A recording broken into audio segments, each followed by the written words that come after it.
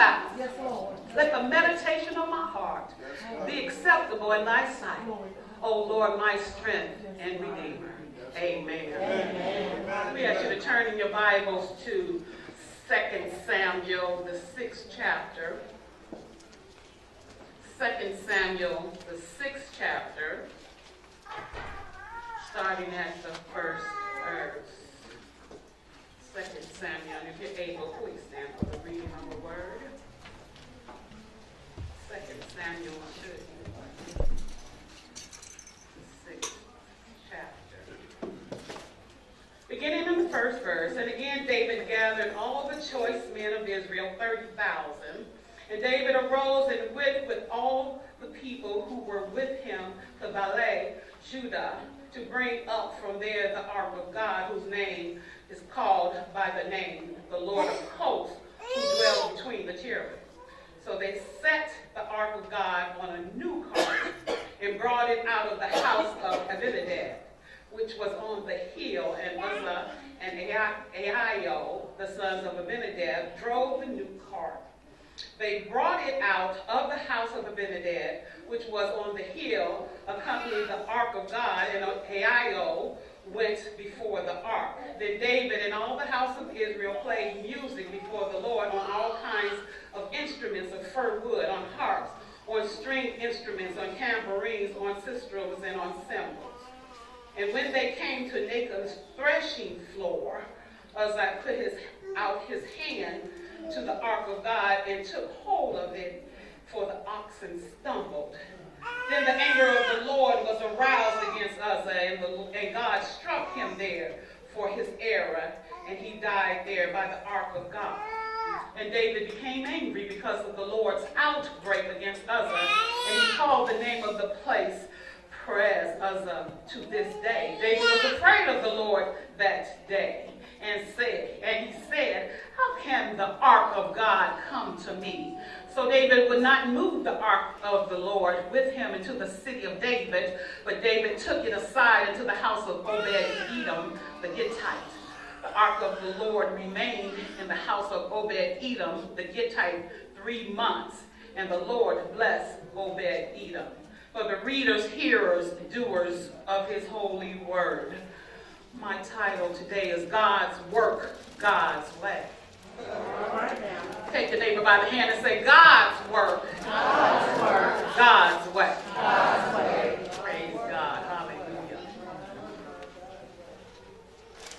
In a few weeks, in a few months, the President will deliver to the nation in what is called the State of the Union Address.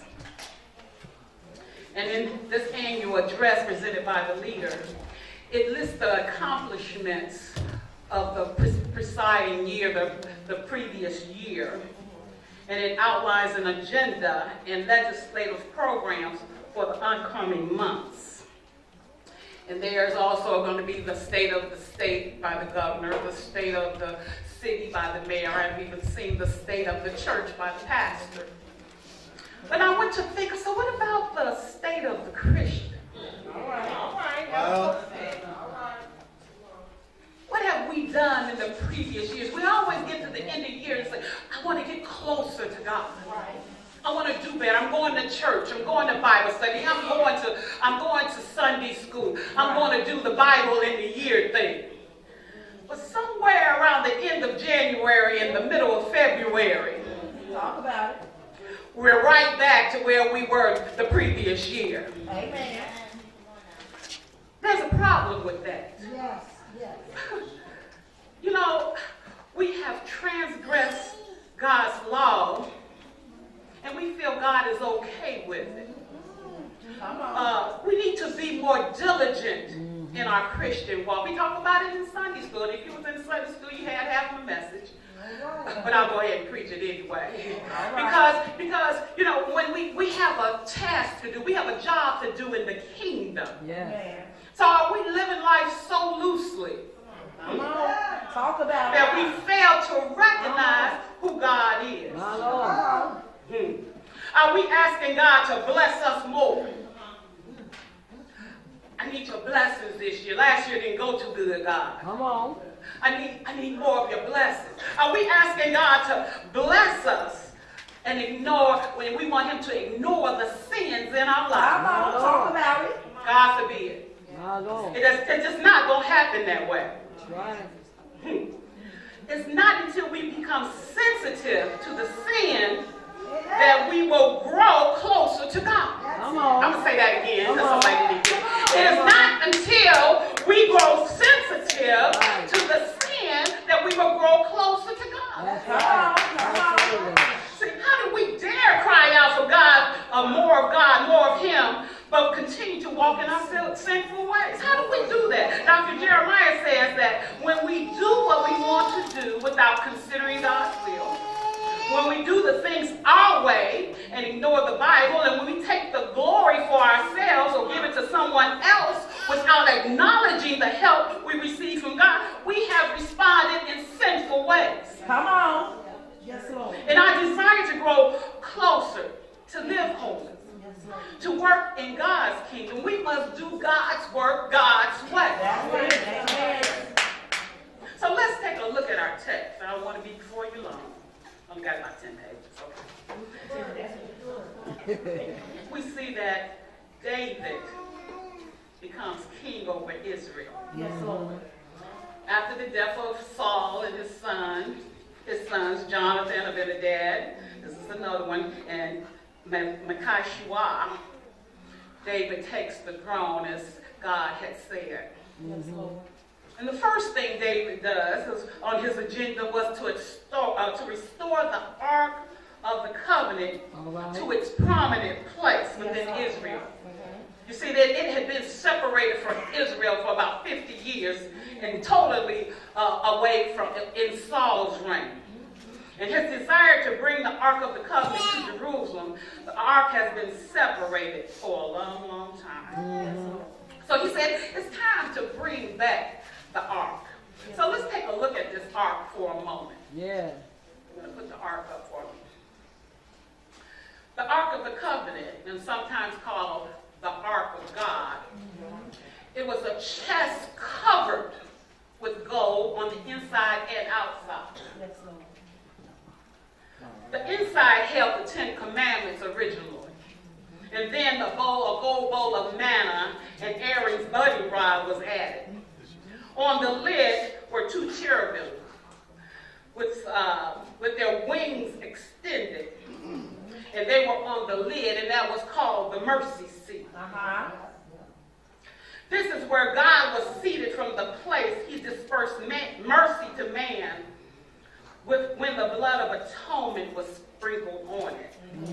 On each side of the ark were 2 golden rings with long rods, which were to be used by the Kehathites, because they were not allowed to touch or even to look at the ark. All right. The ark was kept behind a curtain called the Holies of Holies. It just wasn't no joke. God had given strict instructions. Come on, that's right. He given strict instructions That's in right. Numbers, the 4th chapter, how to handle the ark. That's And right. not only the ark, but The word. utensils. Come on. The utensils that they used in the Holies of Holies. Yes, Lord. You just couldn't do it any kind of way. That's See, right. it's God's way or no way. I'm sorry. It's God's way or no way. That's it. So David, he did the right thing by wanting to bring the ark back to Jerusalem. But he did it in the wrong way. My Lord. David's motives were good. Our motives are good. They're from the heart, just like us. We have the right idea, but we start out with a strong desire to serve God. Well, what happens? My Lord. What happens? What happens to our good intentions? Our heart is in the right place. My Lord. We have a zeal, like Paul said in Romans 10. They have a zeal of God, but not according to God. We have the zeal. That's not a problem. We want to do it. But our good intentions go awry. Yes, Lord. So let's take a look. Let's see what we can draw from this text. So how is this text meshing up with my Christian life? Let's see some ways in which we miss the mark. My Lord. Number one, we must honor presence and the preeminence of God. That's it.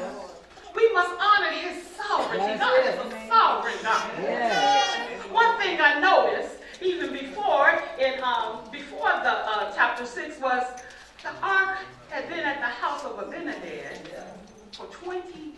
I was like really curious. I said, how can the ark be in your presence? How can the ark be that close to you? Yeah. And you don't regard it? Come on. How does God come so close and you ignore it? My God. Yeah. The Bible says it had been over at Edom's house for 3 months and he blessed him abundantly. Yeah. And the ark was at his house, at Abinadab's house for 20 years. My God. My Lord. And it never speaks of how he blessed him. My Lord. We have to be careful. Come on. See, the ark of God was a sign of God. My That God. if his people obeyed him, if his people obeyed his law, he would bless them. Thank you, Jesus. The ark was the center point of worship of the tabernacle. Yes. How could it that they took the ark for granted? Thank you, Jesus. Do we take God's presence for Oh, granted? yeah. Oh, yeah. Do we act like he doesn't see what we do? My Lord. Now, have you ever been in a room and there's 3 people and 2 of the people are talking about somebody else out here? You talking about me? I'm right here. I can hear you. God can hear you. He knows what we do. Yeah. He sees what we do. That's right. My God. Hallelujah. When we fail to recognize the big G-O-D, then we have put little G-O-Ds in his place. When we fail to recognize God Almighty, the sovereign God, El Shaddai, we have put little gods in his place. That's it. That's the truth. What is taking place in God? What has taken the place of God in your life? My Lord. We are failing to recognize who he is. My Lord. He says in Exodus 20:1-4, God says, "For I, the Lord, your God, am a jealous God." He tells us in that second verse of the 10 Commandments, "Thou shalt have no other gods before me." It's not optional, church. There's no optional. That's right. See, we must give God the reverence and the first place in our lives. In everything we do, in everything we say, we have to give God first place. Yes. He will have it no other way. Yes. My God. Hallelujah. Number 2, Thank you. the power of prayer. Yes. My God. Yes. I was perplexed as to why David failed to seek God. Once again, he had good motives, but the wrong methods. It's dangerous to try to do God's work That's right. without his blessing. That's Come right. on. That's it. Right. We know the scripture, Proverbs 3:5-6. Right. Trust in the Lord with all your heart and lean not to your own understanding. In all your ways acknowledge him, and he will direct your path. Yeah. Come on, preacher. In David's first attempt to move the ark, in the first verse, we see, and also in 1 Chronicles, the 13th chapter, same story, we see that David consults with the officials of Israel, 30,000, but not God. My Lord. Be careful about taking the advice of friends. Be careful about taking the advice of family. You see, when you're doing God's business, if someone gives you advice, make sure it lines up with the word of God. That's it. But equally as important, make sure it's God's will for you. That's it right there. See, we have to be careful. Come on. We have different assignments. That's right. You See, when we go and we don't do our own thing, Right. you know, it's not, and it may not line up what God has us to do. Yes. Yes. See, God has given us each assignment. Joshua's assignment was not the same as Moses. That's Come right. on. Elisha's assignment was not the same as Elijah. That's right. Paul's assignment was not the same as Peter. Yeah. Your assignment is not the same assignment. Right. Even though the word is the same, because the word does not change, Right. we have different assignments. Right. God doesn't have to have 2